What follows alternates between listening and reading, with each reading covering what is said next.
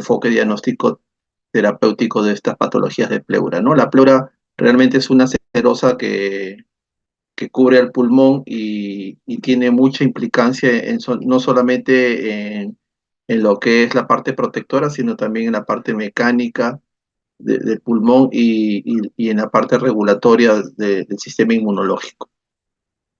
Entonces, hacemos un poco de historia, ¿no? En cuanto a lo que es el conocimiento de la patología pleural. En la antigua Grecia, por ejemplo, ya reconocían y trataban los empiemas, ¿no? Los empiemas eran esas colecciones de pus que tenían los pacientes en la antigua Grecia, producto de infecciones, por ejemplo, de neumonías o heridas en el tórax, producto de las batallas, ¿no? Entonces, los antiguos griegos ya reconocían y trataban los empiemas. Incluso los sabían reconocer a través de maniobras que realizaban con el mismo paciente, ¿no? Lo que se denominaba la succión hipocrática, ¿no? Esa succión hipocrática básicamente consistía en hacer que los pacientes los sacudían como si fueran unos muñecos, ¿no? Y el médico lo examinaba colocando su oído detrás de la espalda del paciente en el área comprometida y podía escuchar cómo se movía el líquido dentro de la cavidad pleural. Pero posteriormente, conforme pasaron los años, eso fue mejorándose y existen signos que se consideran los signos modernos del diagnóstico del derrame pleural. Básicamente se deben a dos importantes investigadores de aquella época que se llaman Aubrugger, que describió la matidez patológica, ¿no? Y la disminución de la expansión del tórax en los derrames pleurales. Y del médico francés Lenec, que también fue el que inventó el que conocemos ahora como el estetoscopio, no precisamente como el que conocemos en la actualidad, pero había diseñado un fonoendoscopio básicamente para escuchar los ruidos respiratorios y pudo describir claramente lo que era el soplo pleural y la resonancia vocal, ¿no? En lo que es la patología pleural. Vamos a ver más adelante. Y en el siglo XIX se permitió, a raíz de eso, ya un mejor abordaje de las dolencias respiratorias. Entonces, ¿qué es la pleura? La pleura básicamente es una membrana serosa formada por una capa parietal que cubre la cara interna de la caja torácica, ¿no? Esa es la pleura parietal, ¿no?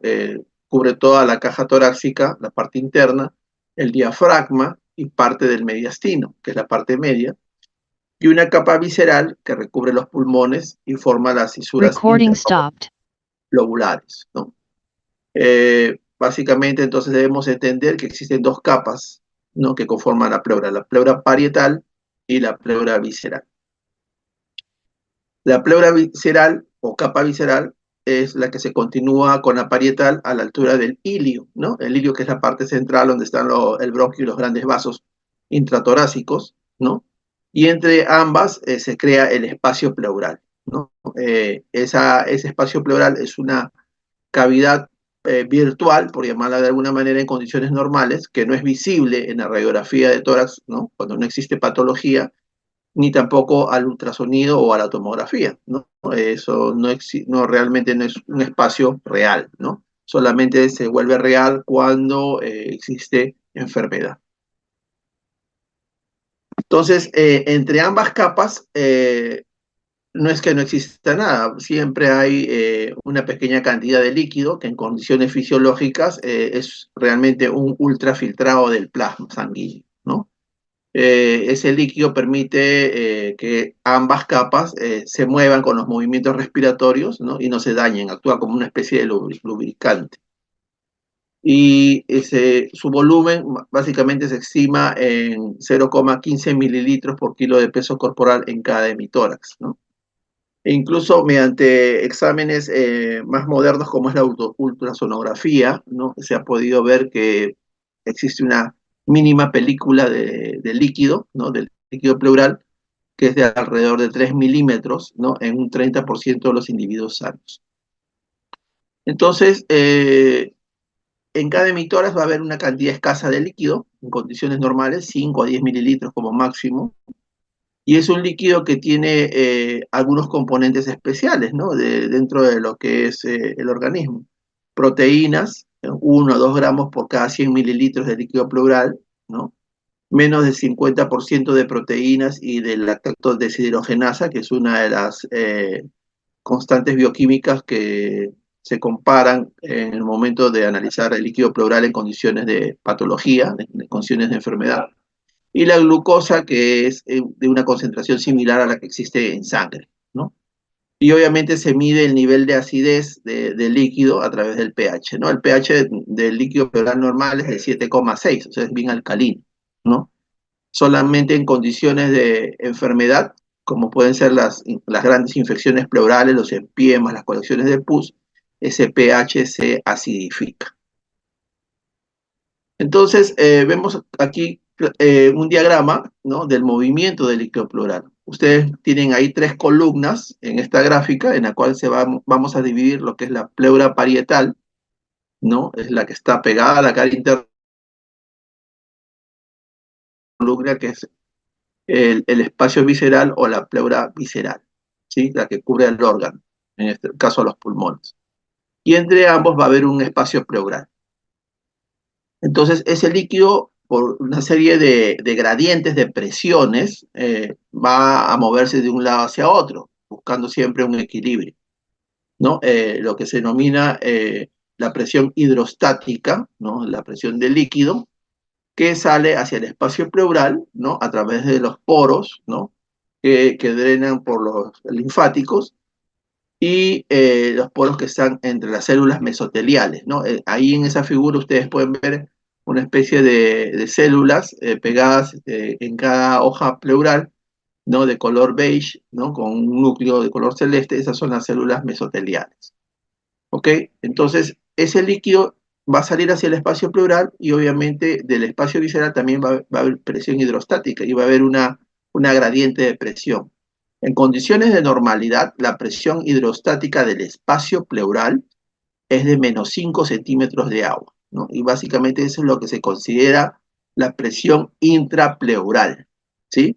Siempre va a ser negativa. La presión en el tórax es negativa, a diferencia del abdomen, que la presión es positiva. Entonces siempre va a ser la presión hidrostática en condiciones de normalidad menos 5 centímetros de agua. Esa es la medida. Y la presión oncótica, que está dada básicamente por las proteínas, también tiene una gradiente positiva de más 5 centímetros de agua. Y obviamente que va a haber un flujo de líquido que contiene, pues, agua, básicamente, ¿no? Agua corporal, que va también a tener un equilibrio constante. Entonces, en base a ese equilibrio es que existe esa escasa cantidad de líquido que actúa como un lubricante. Y obviamente que ese líquido se va a drenar hacia los linfáticos, como se puede ver ahí en la flecha de color negro, ¿no? Los vasos linfáticos tienen unas válvulas que impiden el retorno de ese drenaje de fluido, ¿no? Y obviamente va hacia la circulación linfática, se reabsorbe y nuevamente se forma el líquido pleural. Entonces, eso es en condiciones de normalidad. Existen una serie de mecanismos, obviamente, que van a dar por formada toda la parte patológica, lo que es la fisiopatogenia, ¿no? Del líquido pleural, o la formación del derrame pleural, como se le conoce, ¿no? Generalmente dicen, este paciente tiene derrame pleural, o sea, tiene líquido en el espacio pleural. Y puede ser por una serie de mecanismos fisiopatológicos, principalmente habíamos hablado de la presión hidrostática, ¿no? El incremento de esa presión hidrostática o presión intracapilar, ¿no? Que proviene de los capilares sanguíneos, va a tener como consecuencia la retención del líquido y la formación de líquido en el espacio pleural. Eso se ve, por ejemplo, en las insuficiencias cardíacas, en los derrames paraneumónicos, o sea, después de una neumonía, ¿no? Se inflama la pleura y obviamente que se forma líquido. En los síndromes de insuficiencia respiratoria aguda, en los trasplantes pulmonares, por ejemplo. Pero también va a haber una disminución de la presión pericapilar, ¿no? De la presión hidrostática, y lo que va a traer como consecuencia una disminución del volumen del pulmón o colapso del pulmón, y eso se denomina atelectasia, ¿no? Y producto de esa disminución de la presión también va a haber una zona de colapso pulmonar con líquido pleural, ¿no? También puede haber una disminución de la presión oncótica, o sea, va a haber una disminución de la presión relacionada a proteínas, y obviamente que va a haber una disminución de la absorción de ese líquido pleural, y por lo tanto se va a retener líquido en el espacio pleural. Por ejemplo, en las pacientes que tienen grandes estados de falta de proteínas, como puede ser una gran desnutrición crónica, un paciente con cirrosis hepática o un paciente con un síndrome nefrótico producto de una glomerulonefritis, van a tener retención de líquido y obviamente pueden tener derrame pleural, ¿no? Producto de la desnutrición crónica hay hipoalbuminemia, disminución de las proteínas, ¿no? Y eso da como consecuencia derrame pleural. Cuando hay también incremento de la permeabilidad capilar, vale decir, cuando los vasos sanguíneos están muy permeables, también va a haber un incremento de líquido en el espacio pleural, ¿no? Como puede ser en el caso de las neumonías, por ejemplo. Cuando existen algún tipo de comunicación entre las serosas, tanto del tórax como del abdomen, como son los hidrotórax, producto de una cirrosis hepática, por ejemplo, también puede darse líquido en el espacio pleural. Cuando se rompe el conducto torácico, que es uno de los conductos más importantes del sistema linfático, también ese líquido puede llegar, ese líquido o linfa, como se le conoce el término correcto, ¿no? Cargado de kilomicrones y triglicéridos, va a formar un líquido lechoso, ¿no? Que se denomina quilotórax, por ejemplo, ¿no? Que se puede dar en los linfomas o en los quilotórax de origen traumático, por ejemplo. Cuando existe una obstrucción del retorno venoso, también, ¿no? Producto de una compresión de la vena cava inferior, por ejemplo, producto de una tumoración intratorácica, eso puede dar como consecuencia obstrucción linfática y la retención del líquido en el espacio pleural. Lo mismo también cuando existen, por ejemplo, pacientes que son sometidos a diálisis, ¿no? Sobre todo las diálisis peritoneales, que ya no son tan frecuentes como antes, pero también se puede dar el caso. Va a haber una interrupción del sistema conocido como sistema de acuaporinas, ¿no? Y eso va a llevar como consecuencia un aumento de transporte de agua dentro de una cavidad y por lo tanto va a haber líquido en el espacio pleural. Entonces, como ustedes se pueden dar cuenta, existen una serie de mecanismos que realmente están relacionados a la formación del líquido pleural. No solamente son de origen infeccioso, sino también puede ser de origen inflamatorio, de origen hidrostático mecánico, como en las ciencias cardíacas, o producto de procesos que ocurren en otros espacios corporales, como puede ser el abdomen, en el caso de la cirrosis hepática, ¿no? O puede ser producto de algún tipo de abordaje terapéutico, como puede ser la diálisis peritoneal, por ejemplo, o también, como habíamos mencionado, en el caso de las obstrucciones linfáticas. Entonces, habiendo tenido ya conocimiento de lo que sucede en la patología del espacio pleural, vamos a ver de qué se trata este líquido pleural, ¿no? Toda presencia anómala o patológica de líquido en el espacio pleural debe ser estudiada, ¿de acuerdo? Entonces, para eso tenemos que empezar por conocer el líquido pleural, ¿no? Y por lo tanto debemos tener un ABC de ese líquido pleural, ¿no? La práctica totalidad de estos pacientes con derrame pleural deben someterse a un estudio diagnóstico y vamos a realizar una de las pruebas que se hacen con mayor frecuencia dentro de la práctica clínica diaria, que es la toracocentesis, vale decir, aquel procedimiento que consiste en la inserción de una aguja a través de la pared del tórax para llegar al espacio pleural, ¿no? Y con el fin o con la finalidad de obtener ese líquido pleural para que nos ayude al estudio diagnóstico y también al tratamiento, porque muchas veces hacemos este procedimiento denominado toracocentesis para obtener líquido, para estudiarlo, pero también para evacuarlo, ¿no? Cuando es mucha la cantidad, debemos entender que ese líquido que se forma en el espacio pleural va a comprometer la ventilación normal del pulmón y obviamente que eso se traduce en dificultad respiratoria.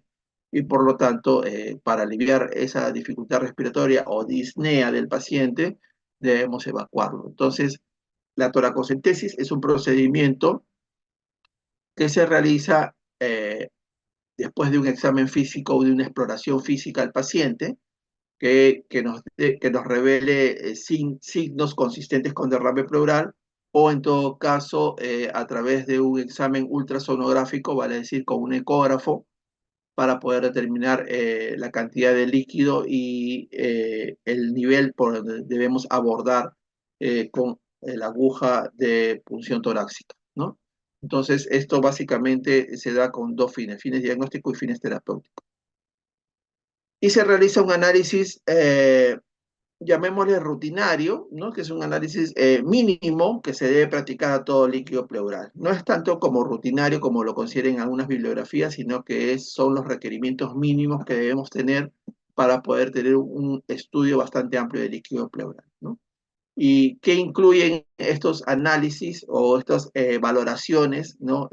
Dentro de lo que es el estudio de líquido pleural? Básicamente el recuento celular, ¿no? El porcentaje de polimorfos nucleares, es decir, los neutrófilos, los linfocitos y las células mesoteliales, ¿no? De acuerdo a eso podemos inferir que se trate de un proceso inflamatorio o infeccioso de tipo agudo, ¿no? Cuando existe un porcentaje mayor de polimorfos nucleares neutrofílicos, o si es un evento que tiene mucha mayor temporalidad, ¿no? Que tiene más tiempo, como son la aparición de linfocitos, o si existe la aparición de células mesoteliales que puedan inferir en algunos casos con patología propia de la pleura, como puede ser el mesotelioma, por ejemplo, ¿no? Las proteínas también hay que hacerlas valorar porque depende de eso mucho saber diferenciar si son líquidos pleurales de origen inflamatorio o no. Eso lo vamos a ver más adelante, no vamos a entrar en detalle por el momento. Otra prueba que se va a utilizar es la lactaso deshidrogenasa, ¿no? Que es una enzima que se encuentra también como parte de la valoración importante del líquido pleural, la glucosa, ¿no? Que se puede encontrar también eh, sin mayor alteración o con alteraciones, ¿no? Dentro del líquido pleural, como puede ser el consumo de glucosa en los estados infecciosos. Y una prueba que también es bastante requerida en la práctica clínica diaria, como es el test de ADA, ¿no? Que básicamente ADA son las siglas de la enzima adenosín-deaminasa, ¿no? Que se examina en pacientes que tienen sospecha de tuberculosis pleural, por ejemplo. Y también la citopatología, importantísimo en el abordaje diagnóstico de los pacientes que tienen sospecha de neoplasia, ¿no? A través del estudio del Papa Nicolau, o PAP, como se le conoce, ¿no? O el estudio de bloque celular o block cell, también como nosotros lo conocemos en el día a día. Y si sospechamos de una infección, obviamente tenemos que enviar ese cultivo a cultivo bacteriano, ese líquido pleural, ¿no? Y la medición del pH, que si bien es cierto, es una medición que puede ser dificultosa en algunos lugares realizarla, está indicada, ¿no? Y también cultivos para micobacterias, ¿no? Para buscar tuberculosis. Entonces habíamos dicho que uno de los exámenes que más frecuentemente se utilizan es la prueba de adenosín-deaminasa, que es el test de ADA, que es una enzima que cataliza la conversión de adenosina en inosina, ¿no? Y que la misma que se encuentra en la mayoría de las células somáticas. Y existen dos subtipos, ¿no? El subtipo 1 y subtipo 2, y sobre todo la isoenzima o subtipo 2 o ADA2 se encuentra principalmente en los linfocitos, ¿no? En los linfocitos son los que lo producen, y los linfocitos están relacionados con lo que es todo el proceso inflamatorio y el reconocimiento del antígeno del Mycobacterium tuberculoso. Entonces, eh, este adenosín-deaminasa, ¿no? Se busca con esa finalidad, ¿no? Para ver si estos valores elevados en líquido pleural de esta adenosinaminasa nos puede predecir pleuresía tuberculosa, ¿no? Tiene una muy buena especificidad y sensibilidad, y el valor de corte va entre 45 a 60 unidades por litro, ¿no? Si encontramos pacientes en esos rangos de valor, nosotros podemos inferir que se trata ese líquido producto de una pleuresía tuberculosa. Entonces, todo derrame pleural, como habíamos mencionado, en cantidades detectables se considera patológico, se considera normal, ¿no? Anormal y por lo tanto indica la presencia de que es producto de una enfermedad propia de la pleura o es producto de una enfermedad pulmonar o extrapulmonar, ¿no? Entonces eso hay que investigar, ¿no? En algunos casos la etiología del derrame pleural es evidente desde el punto de vista clínico, pero en otras es incierta, ¿no? Por ejemplo, si me sale un líquido pleural compatible con un empiema o con la presencia de pus, yo voy a estar eh, muy seguro de que esto se trata de un evento infeccioso. Si es un líquido netamente hemático, sanguinolento, ¿no? Rojo vinoso, yo puedo inferir que se trata de una neoplasia, por ejemplo. Si es un líquido de aspecto lechoso, ¿no? Que tiene un sobrenadante de tipo graso, yo puedo pensar que es un quilotórax, y así. Pero hay muchos líquidos que son solamente inflamatorios y que pueden ser producto de muchas etiologías, ¿no? Entonces eso amerita otros estudios, otros exámenes o incluso el requerimiento de una biopsia pleural. Entonces, algunos ejemplos en cuanto a lo que es la presencia de derrame pleural, por ejemplo, podemos tener situaciones diversas, como puede ser la presencia de derrame pleural en un hemitórax, en un solo lado, ¿no? O en ambos lados, en ambos hemitórax, ¿ok? Y eso también me puede ayudar a inferir de qué se trata. Por lo general, cuando el derrame es de ambos lados, es bilateral, ¿no?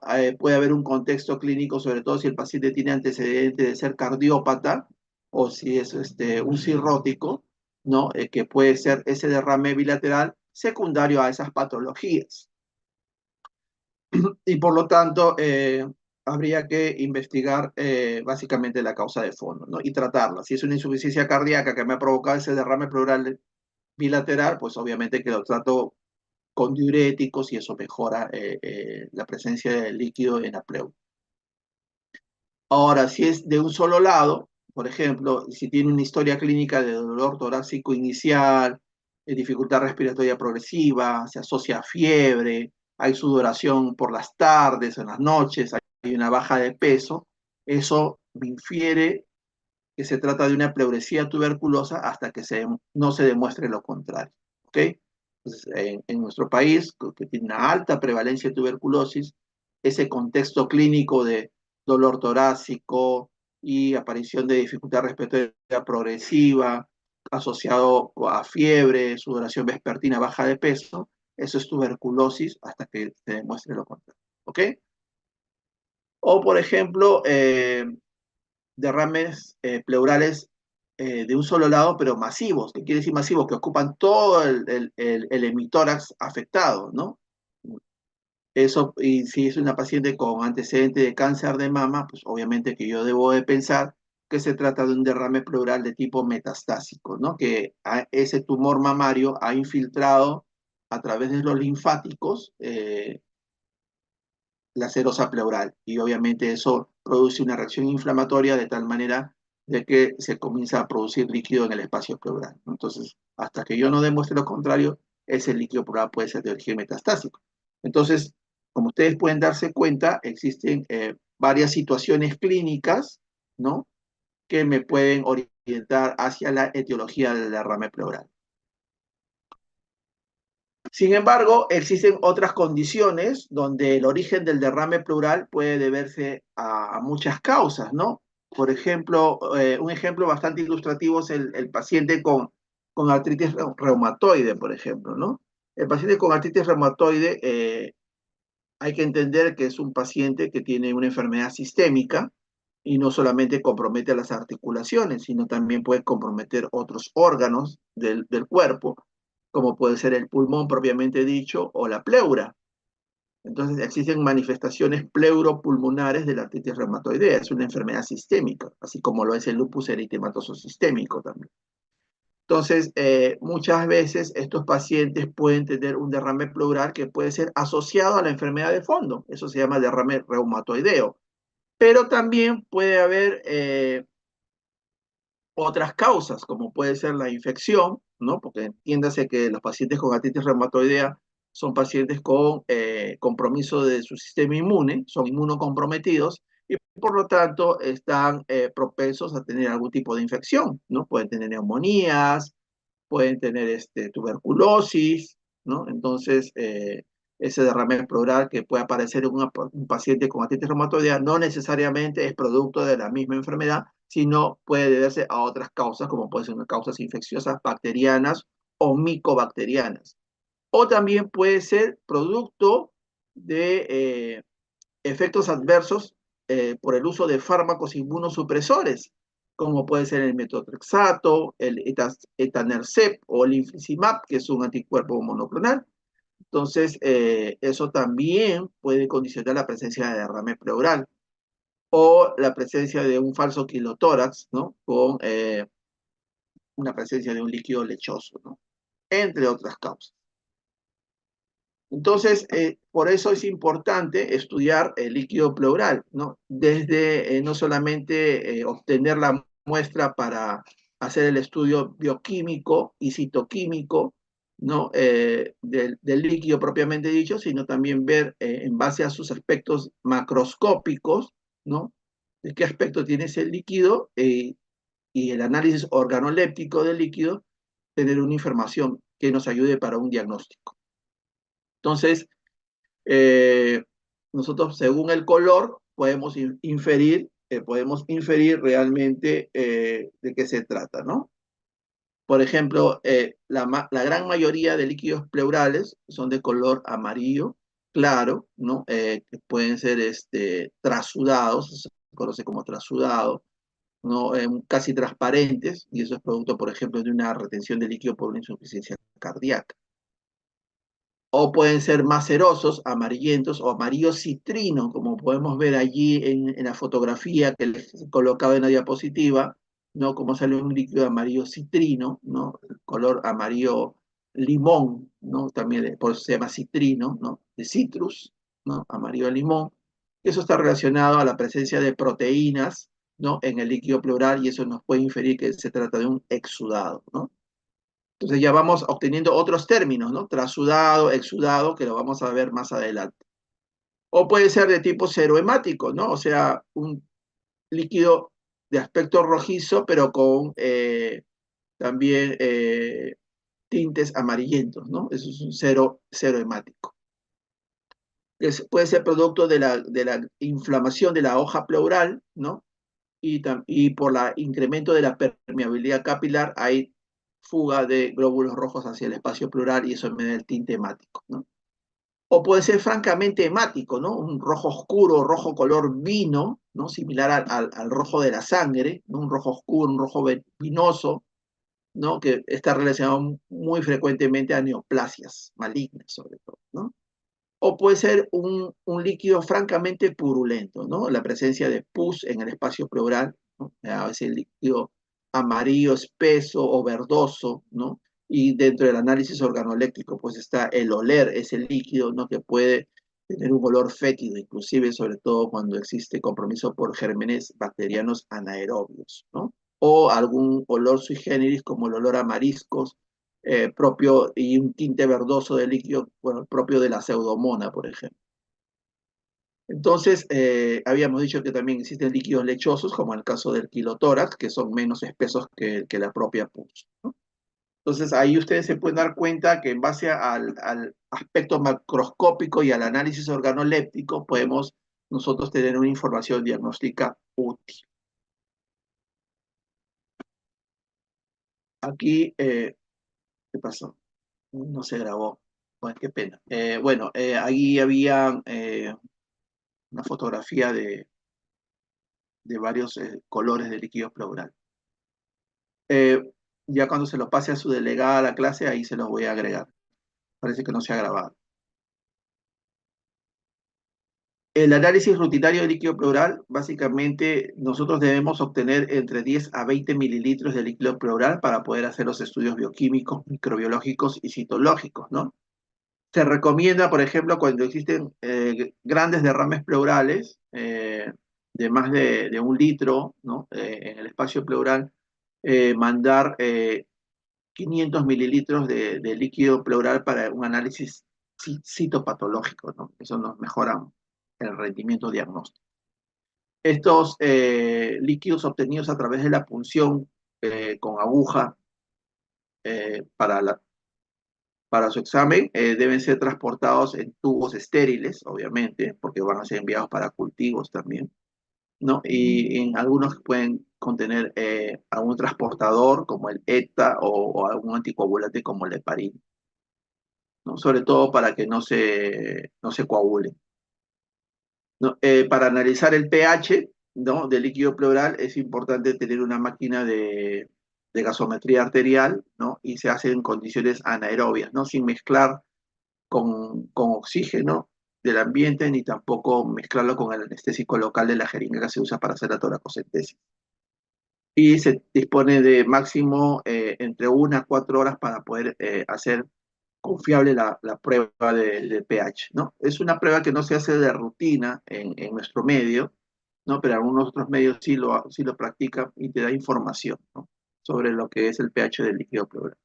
Ah, acá estaba, miren, lo había puesto en esta diapositiva.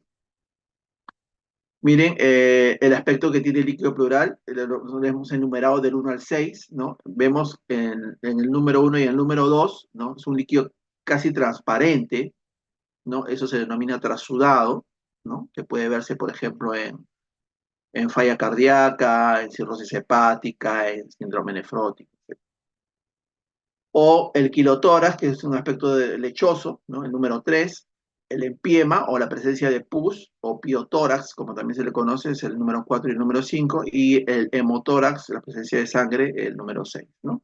Básicamente, esas son las tonalidades que se obtienen en cada una de estas condiciones. Acá tenemos, por ejemplo, un líquido de aspecto purulento, ¿no? Denso, prácticamente no tiene nada de transparente, ¿no? Está la jeringa en la cual se ha obtenido el líquido, ¿no? Una jeringa grande se usa, eh, y los tubos de transporte, ¿no? Y obviamente esa es la bolsa que va conectada, en este caso, al paciente por producto de que hemos hallado pus en la cavidad pleural y esa pus tiene que ser drenada, por eso tiene una bolsa colectora, ¿no? En otras condiciones se utilizan frascos que van unidos a tubos de látex o sistemas más sofisticados que son drenajes de 3 columnas, ¿no? Que son más caros, obviamente. Pero en los hospitales públicos, por ejemplo, tenemos o bolsas colectoras o frascos de vidrio, que generalmente son los frascos que se utilizan de los sueros, ¿no? Que son esterilizados para poder ser reutilizados. Y en el Seguro Social, por ejemplo, sí existen esos sistemas de drenaje de 3 columnas, que son más caros, obviamente. Entonces, para poder determinar la etiología, ¿no? Del derrame pleural, nosotros podemos clasificar al derrame pleural en dos grandes grupos, los grupos de trasudado y los grupos de exudado. ¿Y cómo se llega a esos términos, ¿no? ¿Por qué se ha denominado así este tipo de líquidos, trasudado y exudado? Porque básicamente se hace una diferencial entre lo que es la presencia de proteínas, ¿no? Y la presencia de una enzima que se llama lactato deshidrogenasa. En base a esos dos criterios, se hace una evaluación numérica y se puede obtener los criterios diagnósticos, que son los criterios diagnósticos de Light, ¿no? Light es el nombre que se le ha acuñado a estos criterios gracias a su investigador, al padre de la patología pleural, que es Richard Light, ¿no? Richard Light, un gran investigador que falleció ya hace unos pocos años, ¿no? Fue el que dio el gran aporte a todo lo que es el estudio de la patología pleural.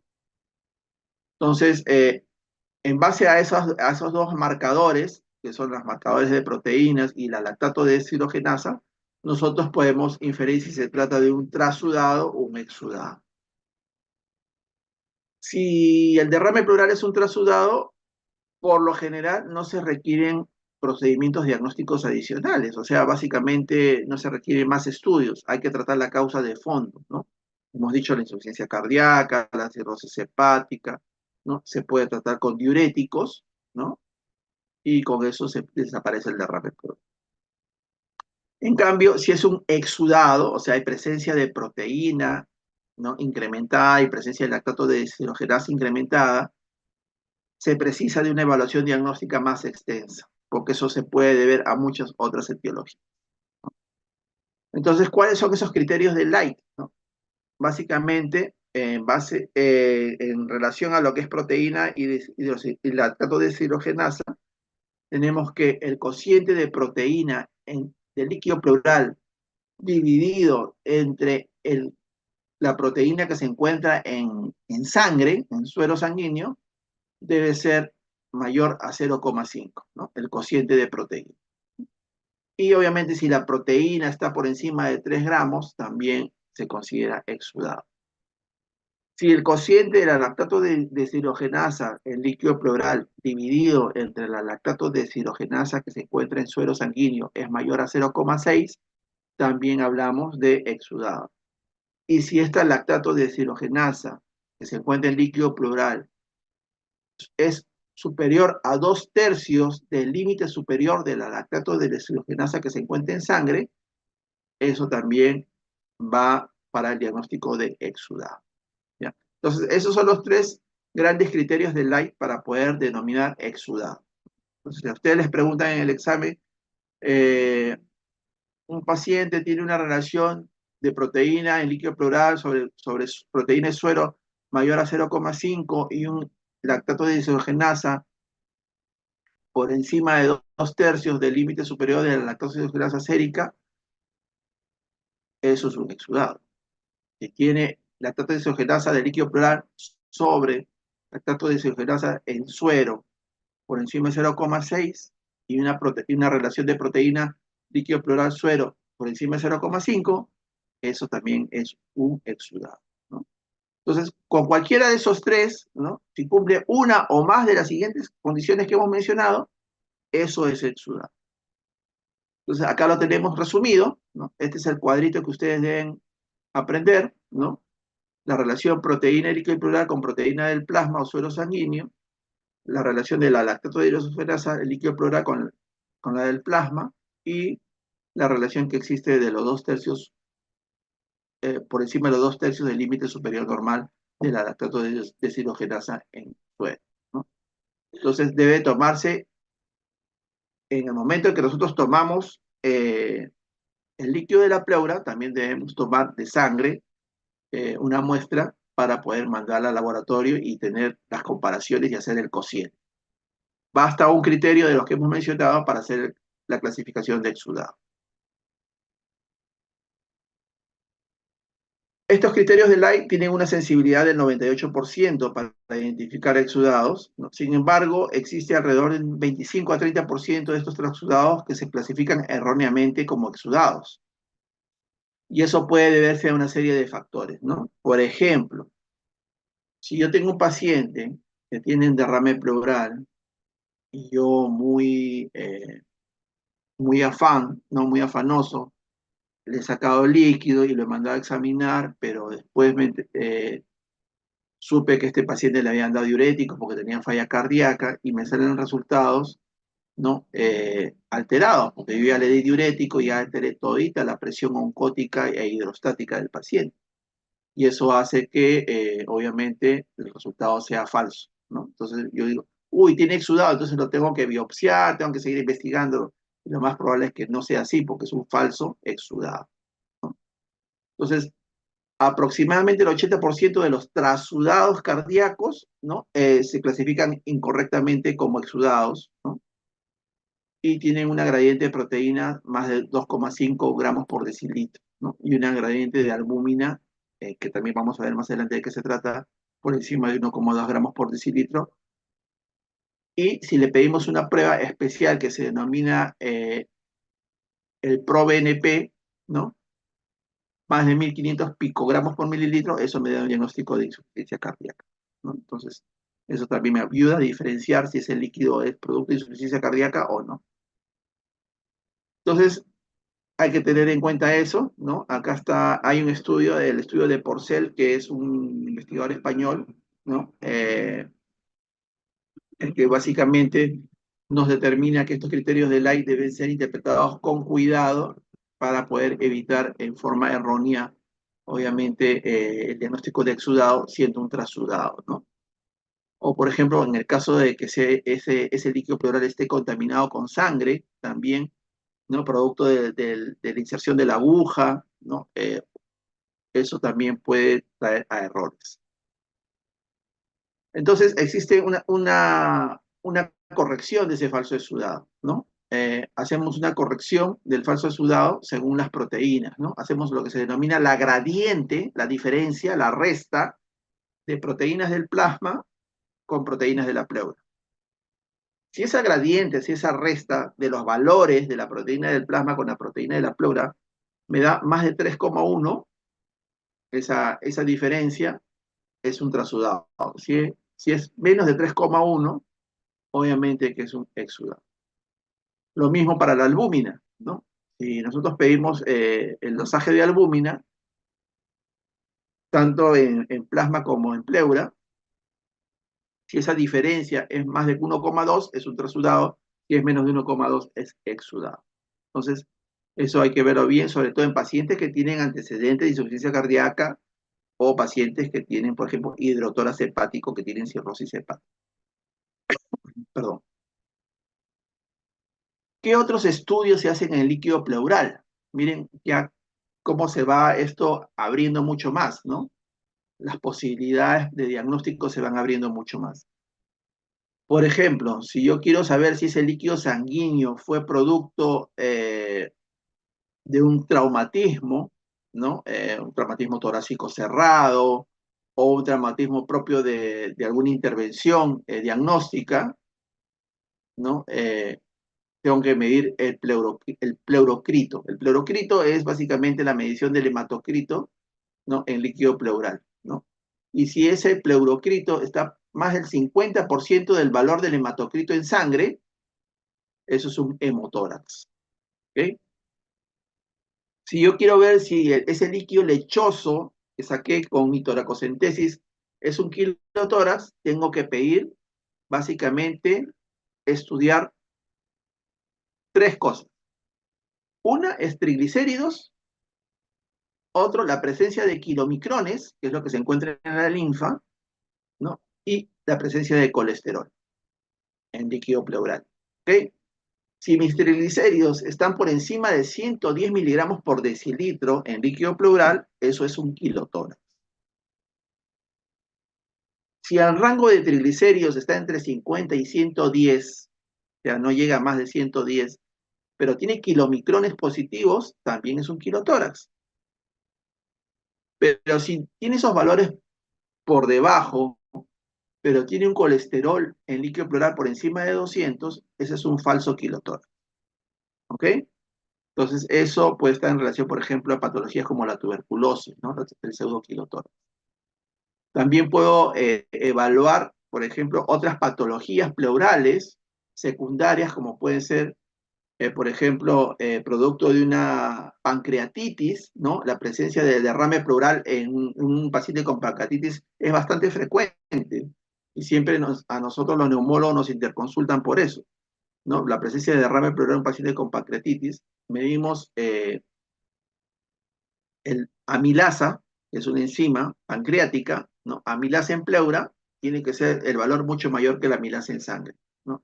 Y eso me evalúa patología pancreática o en algunos casos, por ejemplo, pacientes que han tenido alguna perforación esofágica, producto de vómitos incoercibles, ¿no? O algún traumatismo o algún cáncer, y esa perforación esofágica hace que todo ese contenido vaya al espacio pleural. Eso también, el dosaje de amilasa me permite valorar si es una etiología producto de una perforación esofágica.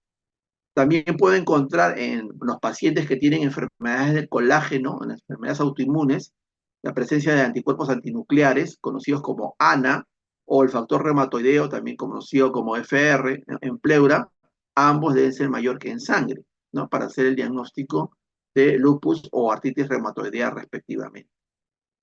La citometría de flujo, que es un examen más caro, obviamente no es rutinario, solamente se pide en caso de que exista alta sospecha de linfoma pleural, se realiza, ¿no? La beta-2 transferrina también no es rutinaria, ¿no? Es para evaluar fístulas de la dura madre hacia la pleura, ¿no? O la presencia de creatinina pleural tiene que ser mayor que la plasmática para evaluar la etiología de urinotórax, ¿no? Que se presenta, por ejemplo, en los pacientes con enfermedad renal crónica, ¿no? Y que hacen derrame pleural, por ejemplo, ¿no? Otros estudios en relación a lo que es, por ejemplo, la parte infecciosa, está, por ejemplo, el GeneXpert, ¿no? O el Expert MTB RIF, ¿no? Que es una prueba molecular automatizada que detecta al mismo tiempo Mycobacterium tuberculosis, ¿no? Este es a través de las pruebas moleculares de reacción de cadena de polimerasa, se puede evaluar tanto la presencia de Mycobacterium tuberculoso como la resistencia a rifampicina. Y eso se obtiene en solamente 2 horas, ¿no? Es un avance tecnológico increíble, realmente que nosotros lo usamos como especialistas, ¿no? Y eso nos permite hacer el diagnóstico de tuberculosis pleural, por ejemplo. Entonces, ya hemos visto qué cosa es trasudado y qué cosa es exudado, y aquí tenemos un cuadro en el cual nos explica claramente los mecanismos por los cuales se producen cada una de las patologías, ¿no? Ya hemos hablado de la presión hidrostática, capilar incrementada, ¿no? Que eso produce congestión en la circulación pulmonar y por lo tanto la presencia de líquido en el espacio pleural, ¿no? Insuficiencia cardíaca congestiva, en algunos casos de tromboembolismo pulmonar puede haber trasudado, ¿no? Si yo les pregunto, por ejemplo, en el examen, un paciente con trasudado, ¿qué etiologías posibles pueden ser? ¿No? Ustedes me pueden decir, debido al aumento de la presión hidrostática, dicen insuficiencia cardíaca o tromboembolismo pulmonar. Si es un aumento de la negatividad de la presión intrapleural, ya hemos dicho que por reabsorción, por retracción del pulmón, se va a producir atelectasia, ¿no? Y las atelectasias generalmente cursan con trasudados. Cuando existe una disminución de la presión orgótica, en los casos de disminución de los niveles de proteína, ¿no? El síndrome nefrótico, la cirrosis hepática o la desnutrición calórico-proteica severa, también me dan trasudado. Otros, por ejemplo, que el líquido viene del espacio peritoneal hacia el espacio pleural, que se produce el pasaje a través de los poros diafragmáticos, ¿no? O a través de los vasos linfáticos también, ¿no? Como en el caso del hidrotórax hepático, en los pacientes con cirrosis hepática, o en el síndrome de Meigs, ¿no? El síndrome de Meigs que se debe por cáncer de ovario, ¿no? También cáncer de ovario y derrame pleural se denomina síndrome de Meigs. Y exudado, básicamente un incremento de la permeabilidad capilar por inflamación. Ahí están todas las patologías infecciosas, ¿no? Todas las patologías infecciosas son exudados, eso hay que tenerlo bien claro. Las neumonías, o sea, los derrames paraneumónicos, las pleuresías tuberculosas, ¿no? Y también son exudados por aumento de la permeabilidad capilar, las patologías autoinmunes, ¿no? La artritis reumatoidea y el lupus eritematoso sistémico. Por trauma o de origen iatrogénico, ¿no? Como habíamos mencionado, la ruptura de conducto torácico, el quilotórax es un exudado también, desde el punto de vista bioquímico, ¿no? Los hemotórax, la presencia de sangre, eso es ya tema de la siguiente clase, también puede ser de origen traumático o de origen iatrogénico, por ejemplo, ¿no? Por ejemplo, iatrogénico quiere decir que hemos hecho daño en el momento del procedimiento diagnóstico, ¿ok? Y exudado también se puede dar por obstrucción linfática de la pleura parietal o de los ganglios mediastínicos, ¿no? Por ejemplo, por las neoplasias, ¿no? Obstruyen los linfáticos y eso eh, se genera retención de líquido linfático en el espacio pleural. Y eso también es un exudado. Entonces ya hemos visto esto. Y otro procedimiento que se realiza en lo que es la investigación diagnóstica de la patología pleural propiamente es la biopsia de pleura. La biopsia de pleura parietal. Ojo, es la biopsia de pleura parietal. No estamos tomando biopsia a la pleura visceral. porque la pleura visceral está pegada al pulmón. Y si nosotros mordemos esa pleura visceral, vamos a dañar el pulmón y vamos a crear sangrado, neumotórax, ¿no? Vamos a crear iatrogenia. Lo que se toma es muestras de la pleura parietal, ¿no? Donde drenan los linfáticos, ¿ok? Entonces, esa biopsia pleural puede ser de tres maneras. Se puede obtener de tres maneras. La primera, que es la más clásica y que se realiza hasta ahora, ¿no? Es la biopsia pleural a ciegas, ¿no? ¿Qué consiste? A ciegas, entre comillas, porque, se le dice a ciegas porque no tenemos una visualización directa del espacio pleural, porque lo hacemos a través de la pared del tórax, pero obviamente que lo hacemos luego de haber examinado al paciente. A nadie se le va a ocurrir hacer una biopsia de pleura sin haber examinado previamente al paciente, ¿no? Entonces, en base a tu semiología, ¿no? A tu examen físico, tú vas a reconocer cuál es la localización de todo ese líquido pleural, ¿no? Y a partir de qué espacio intercostal tú puedes ingresar de una manera segura con una aguja a través de la pared torácica, ¿ok? Entonces, siempre estar seguros dónde vamos a ingresar, ¿no? Siempre recordar, primero no hacer daño, ¿no? Primum non nocere, ¿no? Primero no hacer daño. Entonces, estar seguro de lo que estamos examinando, ¿no?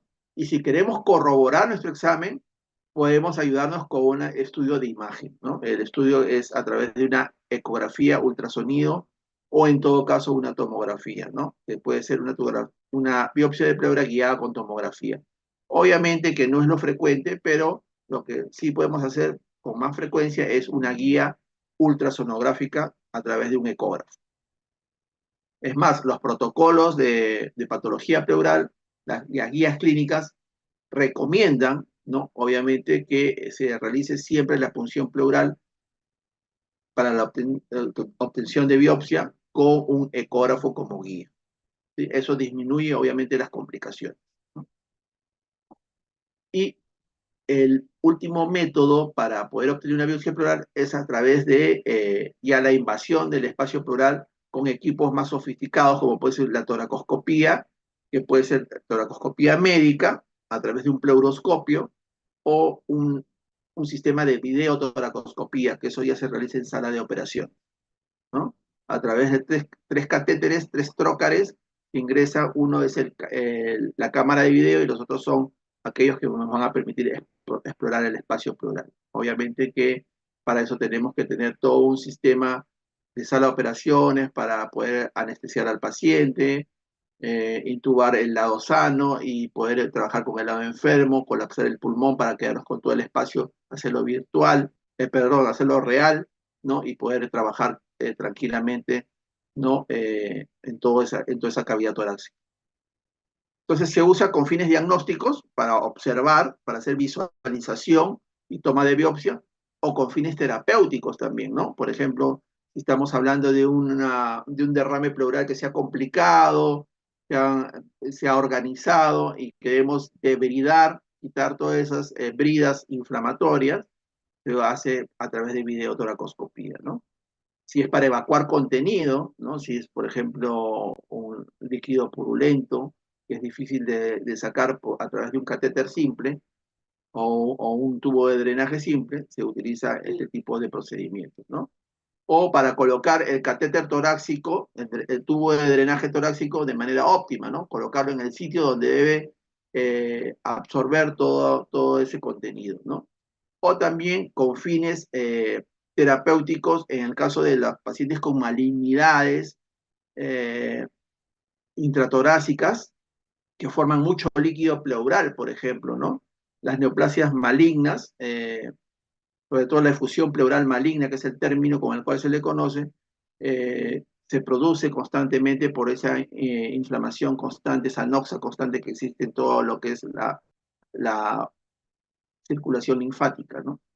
Entonces, todo eso está infiltrado de cáncer, se sigue produciendo líquido, se sigue produciendo líquido y no hay quien lo pare eso. Entonces, se hace una evacuación y se instila a través de los trócares de la videotoracoscopía un material irritante que produzca la sinequia o la unión permanente de la hoja pleural y la hoja visceral, de tal manera que ya no existe espacio pleural y por lo tanto eso permite que el pulmón pueda expandirse y no se llene de líquido nuevamente el espacio pleural porque ya no va a existir espacio pleural.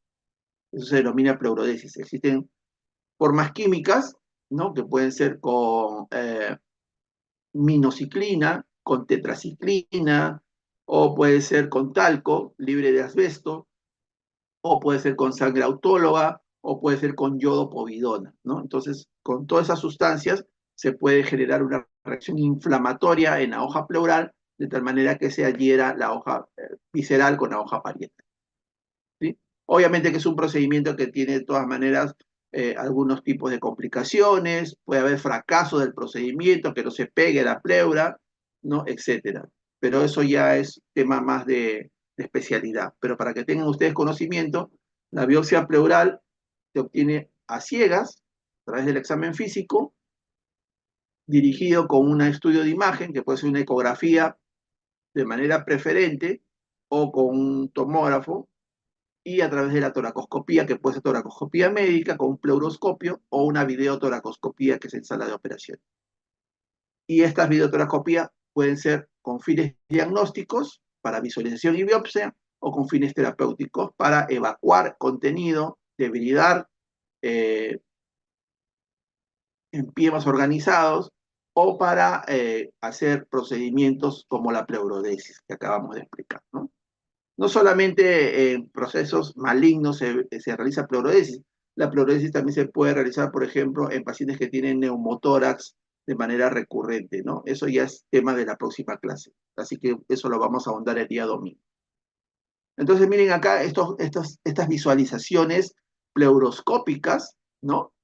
Es así como se ve la parte interna, ¿no? De la pleura parietal, ¿no? Miren, no es una pleura sana, ¿no?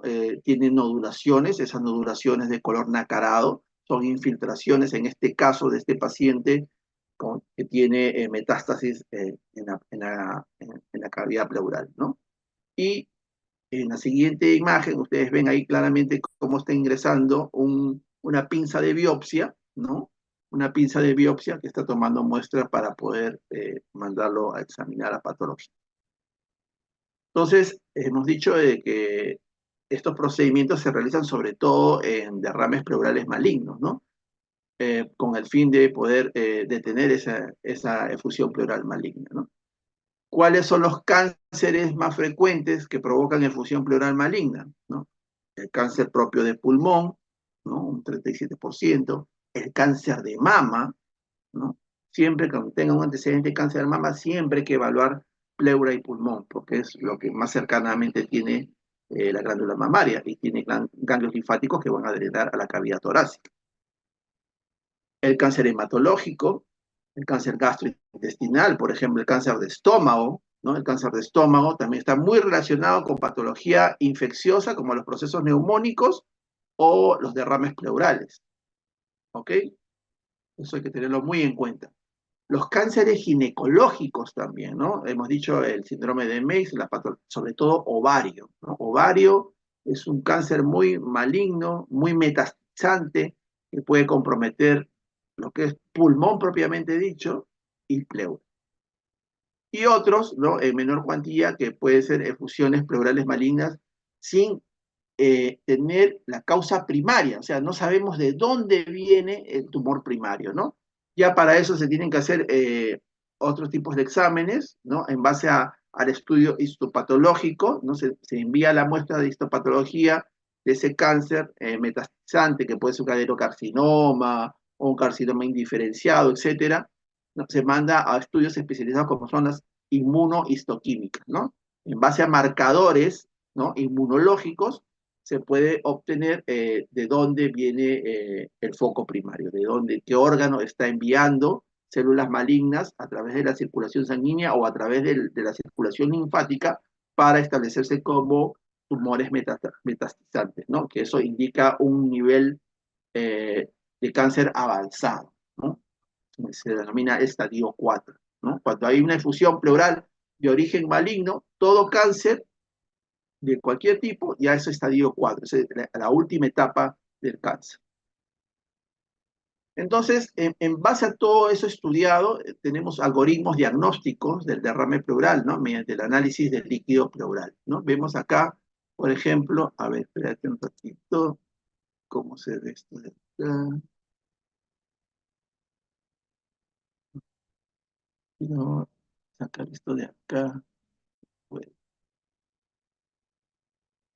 bueno.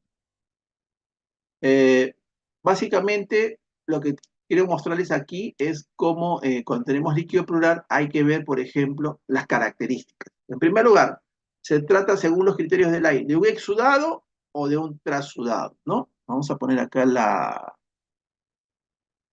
el puntero láser. Acá está, ya. Entonces, derrame pleural es exudado, según los criterios de Lai, o es trasudado. Si no es exudado, es un trasudado, obviamente. Ahora, este líquido de repente no es un amarillo citrino, tiene ya características más macroscópicas más notorias. Puede ser pus, es un empiema. Y es un empiema, hay que hacer cultivo bacteriano o micobacteriano. Si es sangre, hay que ver lo que habíamos dicho, la evaluación del pleurocrito, ¿no? Si esa relación de hematocrito y líquido pleural sobre sangre está sobre 0,5, es un hemotórax. Si no lo es, ya, si no es un hemotórax, ese líquido rojo vinoso puede ser un cáncer o puede ser producto de una embolia pulmonar. ¿Ok? Y si es un hemotórax, puede ser un hemotórax de origen traumático o no traumático, ¿no? Acá hay diferencias también. ¿Sí? Eso lo vamos a ver la próxima clase. No vamos a ahondar en eso. Si no, ya les quito la magia. ¿Ya? Si es un exudado, obviamente hay que ver si ese paciente tiene, por ejemplo, enfermedad pancreática, hay que evaluar amilasa, ¿no? Si queremos ver la temporalidad del exudado, hay que ver cómo están los neutrófilos, los polimorfos nucleares neutrófilos y los linfocitos, ¿no? Si es más linfocitario, obviamente que hay que considerar o cáncer o tuberculosis. Y para eso hay que ver test de ADA, ¿no? Con el valor de corte por encima de 35, 45, y evaluar citología para cáncer, ¿no? Hay que pedir Papa Nicolau o pedir Blockset. Si es neutrofílico predominantemente, quizás estemos frente a un derrame pleural de origen paraneumónico. Si es un paraneumónico, hay que ver el pH, ¿no? Si es un pH por debajo de 7,2, probablemente sea un derrame paraneumónico complicado y requiera tubo de drenaje o incluso manejo de como si fuera un IPM. ¿Ok? Si es un exudado y hay sospecha clínica de insuficiencia cardíaca, hay que hacer ¿qué? La gradiente de albúmina, ¿sí? O la gradiente de proteína para ver si se trata de un falso exudado, ¿no? Y si esa gradiente está por encima de 1,2 de albúmina o por encima de 3,1 en proteína, es un trasudado. ¿Ok? Entonces, miren, con este algoritmo bastante sencillo, ustedes pueden hacer un enfoque diagnóstico mucho más cercano, mucho más certero.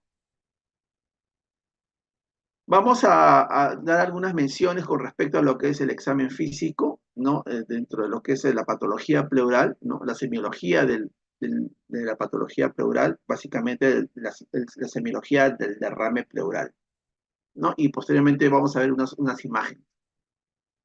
Entonces, dentro de lo que es los aspectos semiológicos, tenemos la semiología del síndrome de ocupación pleural. ¿Qué quiere decir esto? Que el espacio pleural va a estar ocupado por algo. Puede ser líquido, puede ser sólido o puede ser gaseoso. ¿Ok?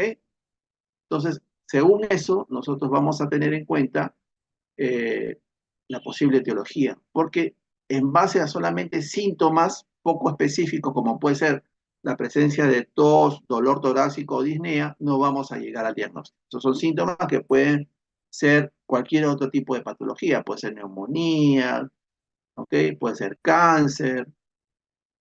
Entonces, no necesariamente en base a síntomas específicos generales vamos a obtener diagnóstico.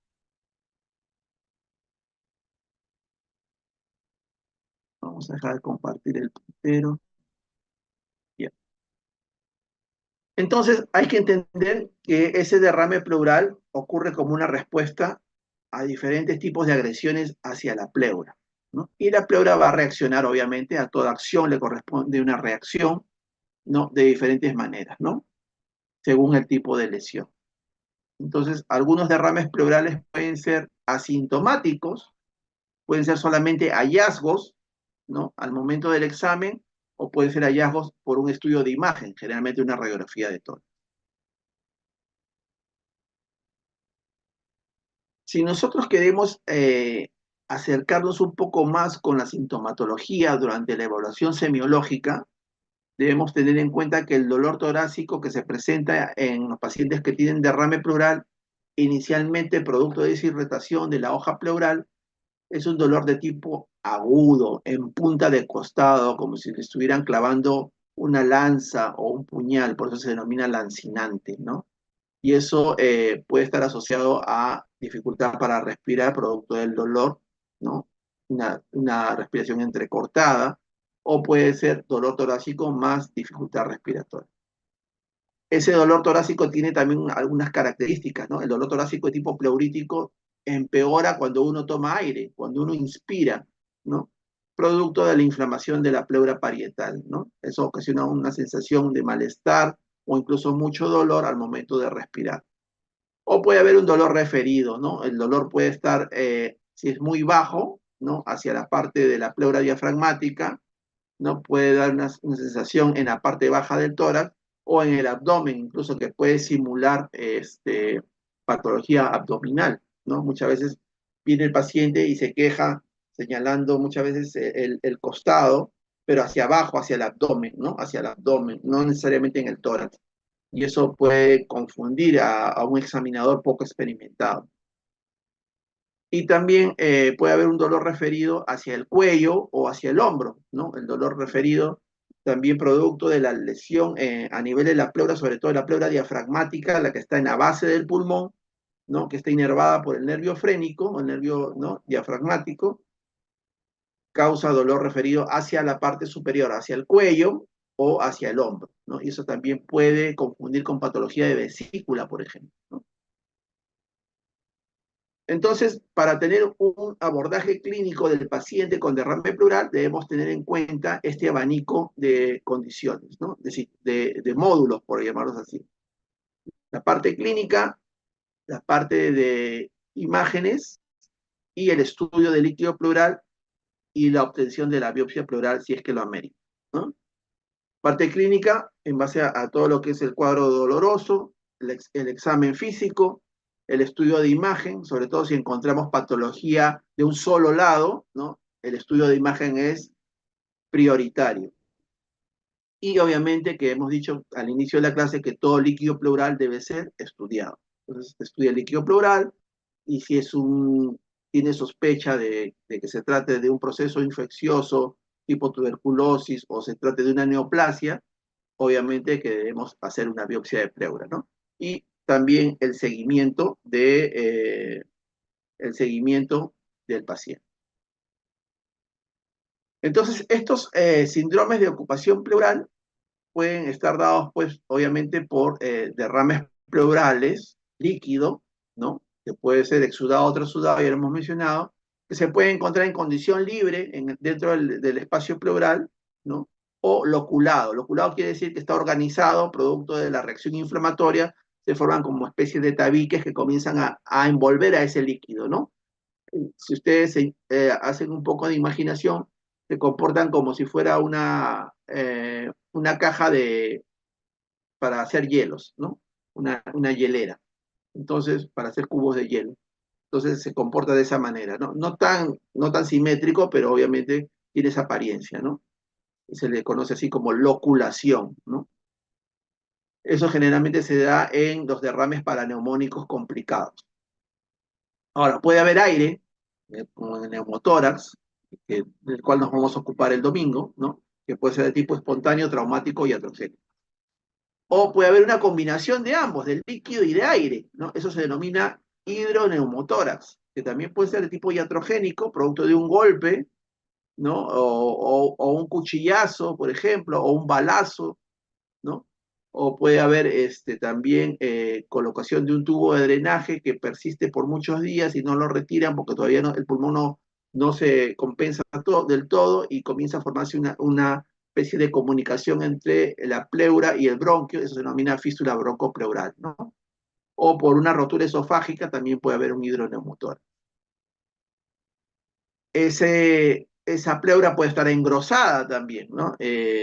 La pleura puede estar engrosada de manera localizada, en algunas partes solamente, o de manera difusa, ¿no? Lo que se conoce como paquipleuritis o fibrotórax, por ejemplo, que se da, por ejemplo, muchas veces en los pacientes que tienen exposición ocupacional, como habíamos visto en las clases de asbestosis, por ejemplo, ¿no? O producto de procesos infecciosos como puede ser la tuberculosis también. Y los tumores pleurales que también están presentes. En la pleura también se forman tumores primarios, ¿no? Puede haber desde un linfoma o un tumor fibroso localizado, que muchas veces se confunde como una secuela de tuberculosis, o tumores malignos, como puede ser el mesotelioma, que está relacionado a la exposición a asbesto, o los malignos secundarios producto de las metástasis de las cuales ya hemos hablado. Este cuadro básicamente es para que lo tengan a manera de repaso, ¿no? De todo lo que es el síndrome de ocupación de líquido, aire sólido y aire sólido y líquido, ¿no? Y con cada una de las características. Hay algunos puntos importantes de evaluar, ¿no? En los pacientes que se sospecha derrame pleural o se confirma derrame pleural, siempre evaluar la parte clínica, ¿no?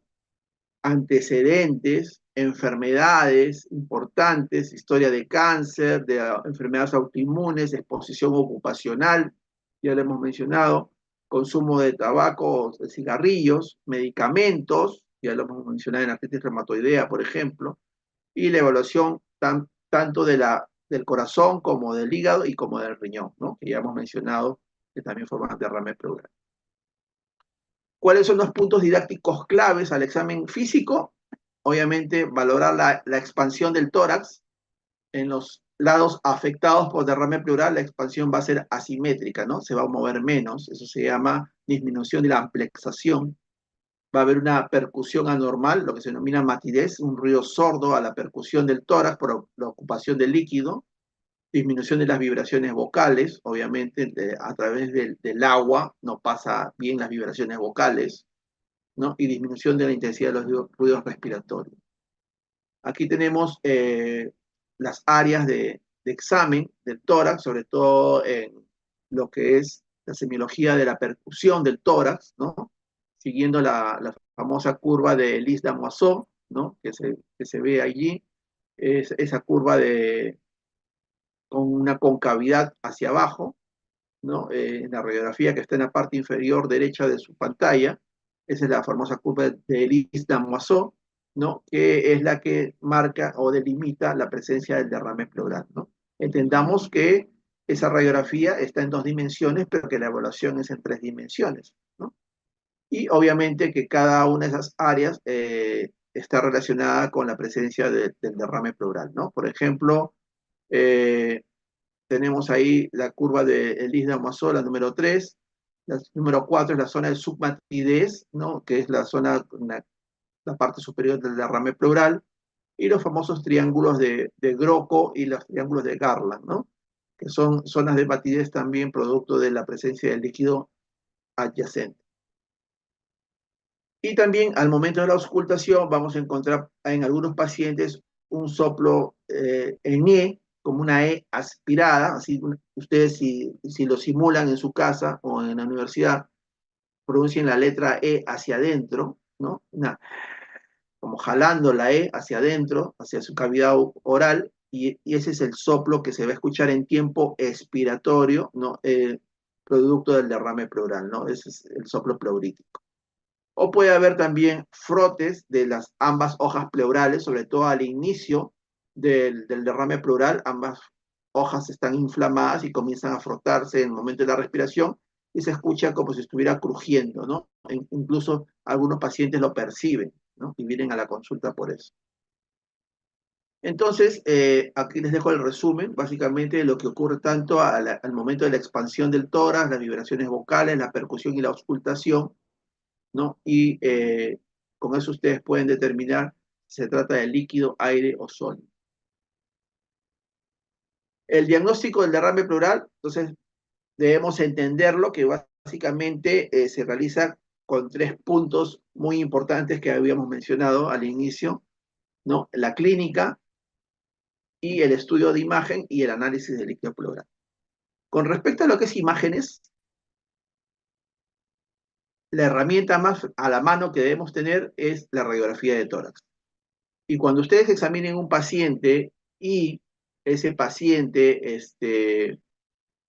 tenga signos de derrame pleural, ¿no? En un solo lado, siempre tienen que pedir radiografía frontal y radiografía lateral del lado afectado.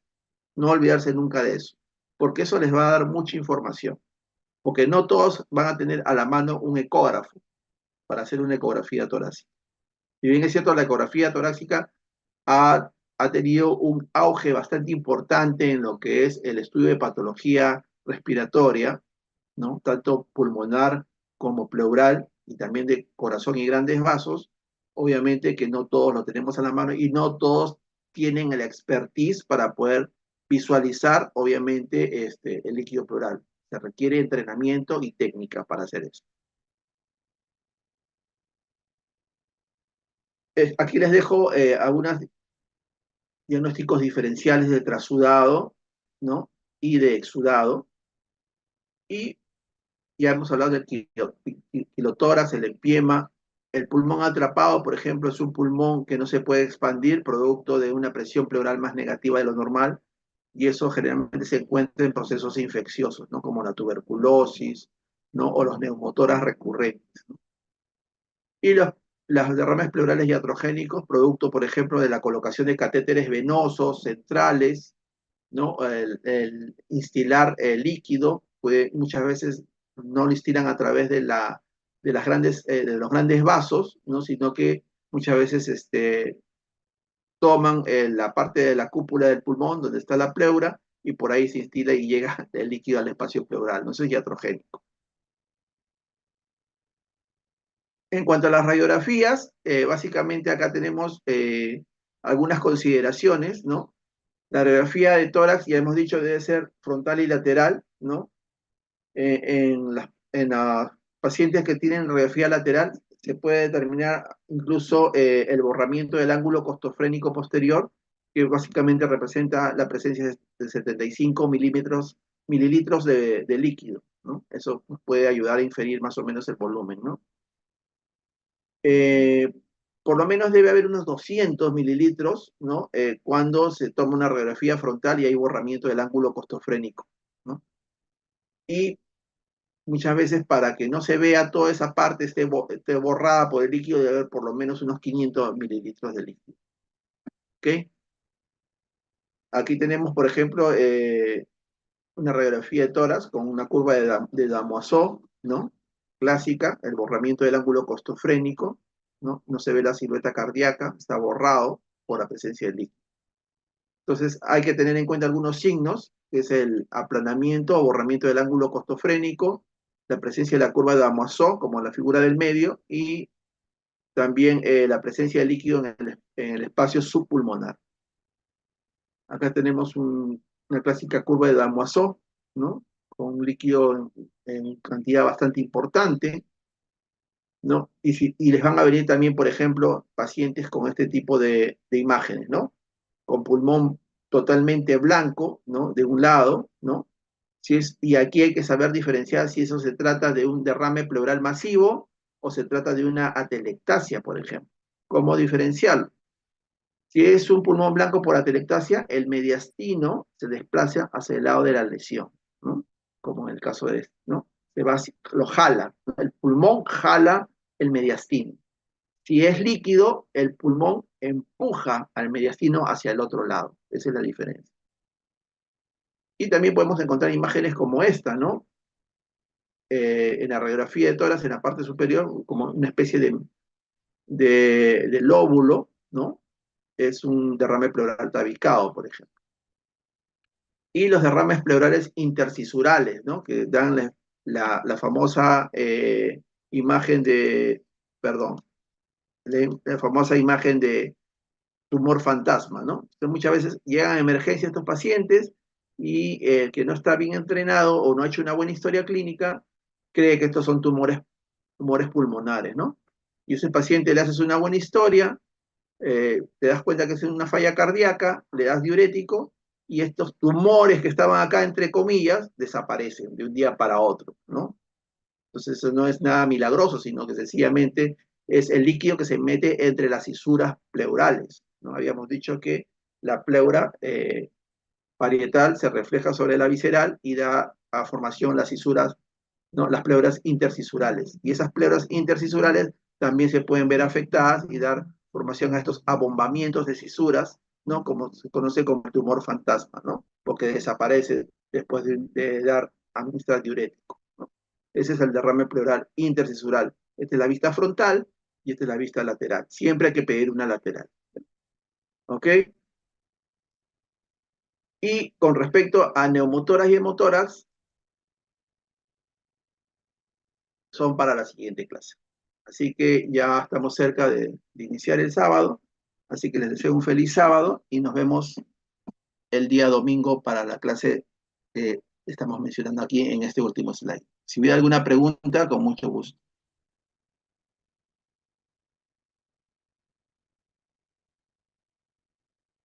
¿Todo quedó claro? Gracias, doctor. Feliz sábado. Feliz sábado, que estén muy bien. Cuídense. Feliz sábado, nos vemos. Chao, chao. Muchas gracias, doctor. Feliz sábado. Feliz sábado.